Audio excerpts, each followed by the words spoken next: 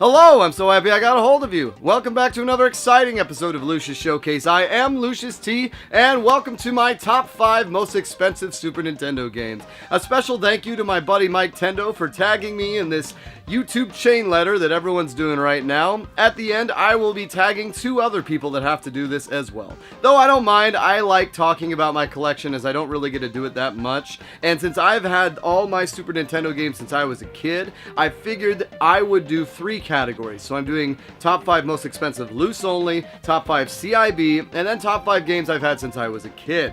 Since I've really been collecting hardcore for the last 3-4 years now, I've gotten some of the heavy hitters, but unlike some of the other systems, most of the games I've gotten, I haven't gotten a huge deal on, but it is cool to see kind of what I have, and also some games I bought that have gone down in value. But anyways, we're going to start with my childhood games with my personal favorite game of all time, which is the Link to the Past, which is currently going for about $63, $62 now complete. And this is the true complete because it has the hidden instructions booklet in it. And it's just a phenomenal game. I got it back in '92. I don't know if it was my birthday or Christmas, but it's still, to this day, my favorite game of all time. I did a video on it years ago, and by now you know I love Link to the Past. And the next one is actually kind of surprising.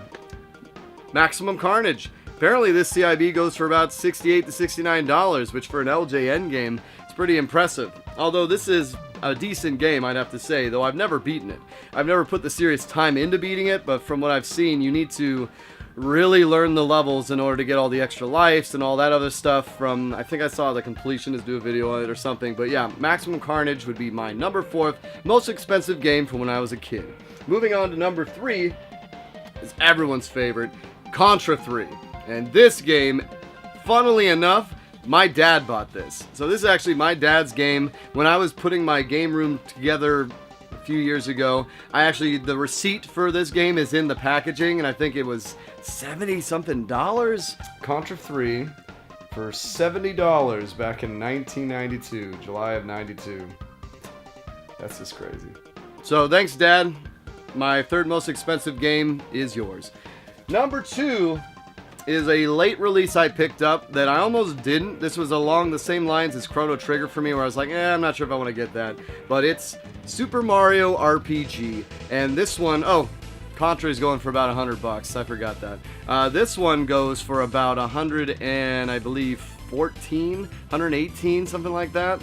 And totally worth it. Glad I have mine, CIB. The funny story is I picked this game up and I didn't play it because I didn't like the combat, something didn't click, and I picked it up years later, and then played it, and then loved it. So, definitely glad I have that one. And my number 1 most expensive game, CIB, since I was a kid, surprisingly enough, Turtles in Time. That's funny, the card on this is like $50, but complete jumps up to $145, which, damn, didn't expect that. Phenomenal beat 'em up, best beat 'em up on the system. If you saw my 4 games missing from the SNES Classic, this was the one I thought definitely should have been on it. But licensing's a bitch, so there you go. Alright, so moving on to loose only, because everyone loves loose cartridges. The 5th most expensive loose cartridge I have would be a game called Firestriker. Now this is a game I had no idea what it was. I didn't even know about it until I think John Hancock recommended it in a Hidden Gems video or something like that. It's essentially a Breakout clone with RPG Zelda-like elements to it, and it just sounded awesome. And at the time, I remember I was scouring for it for a few months because it was floating around $50 to $60, and now it goes for almost $98, $99. So definitely glad I have this. Although when I've played it in the past, I've had it crash on me. So I'm wondering if I need to do some cleaning or if there might be open cart surgery needed. Maybe I'll ask my buddy John Riggs to do that. Alright, my number 4th most expensive game is actually from the same lot that my number 3 one was, and this is a recent pickup I got, and that would be Pocky and Rocky. And I believe this game goes for $114 now, $114. Now all these prices are according to price charting, by the way, so it's $114.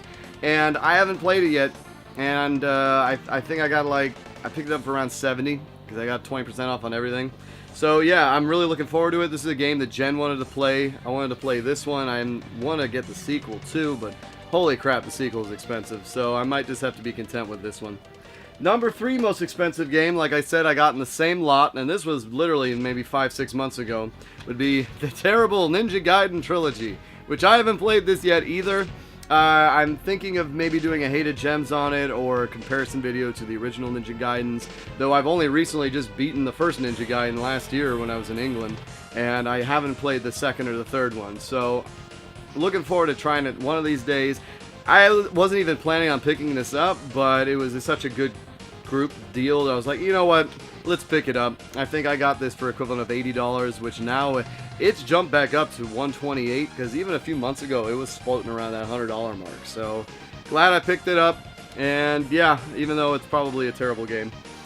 The second most expensive game was big on my hit list when I started getting seriously into the collecting in 2015-14. I wanted this game so bad. I'm a huge fan of the N64 game, and it was just a travesty that I didn't have the Super Nintendo Harvest Moon. And this was actually a gift from Jen on my 29th birthday, one of the greatest gifts I've ever gotten, and this game, I think she spent $200 for it because it's a clean copy. And now it's gone down a little bit in value. I was expecting this to be my most expensive loose card, but now apparently it's going for $174, $175, which still is up there. Luckily it stopped increasing. I've noticed all these prices have kind of balanced out, so that's nice. But Harvest Moon, I've been waiting to play this. I played a little bit of my buddy Alexi's copy when he came over a few years ago, and I've just been waiting for the right time to finally sink some serious time into this.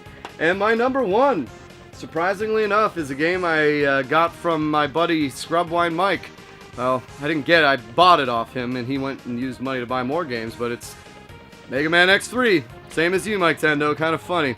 And it's a nice, clean copy. He hooked me up with a decent deal, nothing crazy, but definitely a really solid bro price. It's got a little bit of label damage, as is prone to happen on these, but as far as most of these copies go, I'm happy with this. This is definitely not going anywhere. And I haven't played X3 yet. I played X, I played a little bit of X2, and like I said, my buddy Alexi, he actually has X2 and X3, so I played his copies of them. And once again, we'll find a reason to play through this one of these days. And moving on to my CIB collection, because this is where my really stupid Acura money has helped in the last few years. So my 5th most expensive CIB, Mega Man X3, that goes for about $189, $190. So now, Joe and Mac is one of my favorite games on the Super Nintendo. I didn't know there was a sequel. So when I found out there was a sequel back in 2014, I knew I had to have it. And luckily, back then, I think the cart was still going for $30 to $40, and I think I managed to pick this CIB copy up for about $75, and that was on eBay. Most of this stuff is from eBay purchases, except for a few of them. And now this game goes for $140. Holy crap. One of those, glad I picked it up then. I haven't had a chance to play it yet, because allegedly it's a little bit more RPG-like than the first one, and I kind of was waiting to see maybe I'd play it with Jen or a friend or somebody, but this is definitely one, once I start getting back to the retro games, I'm going to find an excuse to play this, because I've been waiting to play this for a while now, and I think it's about time. My number 4 one, I know I wasn't planning on doing any duplicates, but I can't not say number 4 is Turtles in Time. 144, 142, whatever the hell it was. This is my 4th most expensive CIB, but I already told you about that one. Number 3 is ironically a game that was passed over on an episode of Game Chasers before anyone knew what the hell this game was. Once again, it's a John Hancock recommendation from the same Hidden Gems list, and that is Legend, which I picked this up CIB on a whim off eBay 3-4 years ago. I think I got for $90, and now it's jumped up to, I believe, $178 just for this. And there was the re-release of it through Pico Interactive, which seemingly hasn't affected the value on this, because it still is going for as much as it was. Another game I haven't played. I'm gonna say this in an upcoming video. I'm gonna start doing theme months, so maybe I'll do a beat 'em up theme month where I can do Final Fight and King of Dragons, stuff like that, and then I'll do Legend, because that's another game I'd like to try out. By all accounts, it's not that great, but it's a decent enough game. Number 2 most expensive game is actually a game I don't really care much for, although according to Wes, I haven't played it the correct way, and that would be Demon's Crest. Currently going for $242.50 complete. Woo! I should just trade this for something I want, because in the video I did on it, I somehow managed to beat it without realizing I was beating it, and that just left a bad, sour taste in my mouth. The aesthetics are cool, everything looks nice, the gameplay feels a little slow, and it's just, I don't know, I just wasn't feeling it. So, a game that I likely will end up doing a Hated Gems on, or end up selling and getting something I want, because I know Rewind wants this and some other people want it. But yeah, Demon's Crest, second most expensive. And if any of you guys remembered my April Fool's joke this year, you probably can guess what my number one is. Now, this would have been on my most expensive loose carts as well, but I'm only doing it because it's CIB, and that would be Earthbound. This is one of my better eBay grabs, so if you notice real close here, you can kind of see there's little faint Sharpie markers. This thing was covered in Sharpie markers in all four sides when I picked it up, and I managed to clean it up pretty dang good to where I'm happy with it. And when I picked it up, I think I got this for like 300 bucks, which, yeah, I know it's insane, but now it goes for 660 or 626. Yeah, 626.38. Damn. And this ain't going nowhere. Now, I have beaten Earthbound. This is one of the games I beat before I really officially started the channel. So I know people have asked me to do Earthbound videos. Maybe I'll get around to doing it. It's just a phenomenal game, and definitely my most expensive game that ain't going nowhere, as are the rest of these games, except maybe Demon's Crest. So alright guys, those were my top 5 most expensive SNES games, CIB, loose, and from childhood. And here at the end, I'd like to thank you for making it through this. I'm sorry I didn't put as much editing into it as I typically do. And I want to tag 2 of my fellow YouTube buddies. So of course, number 1's got to be my boy, Scrubwine Mike, aka Rewind Mike. Rewind Mike here. You might remember me from such shows as Konami, the NES years, or Adventure Island 4, the final Famicom release. What are your top 5 most expensive Super Nintendo games? And then number 2, I want to go to my boy Andrew from Retro Island Gaming. What are your top 5 most expensive Super Nintendo games as well, buddy? Alright guys, thank you for joining me. It's been so nice getting a hold of you. Take care.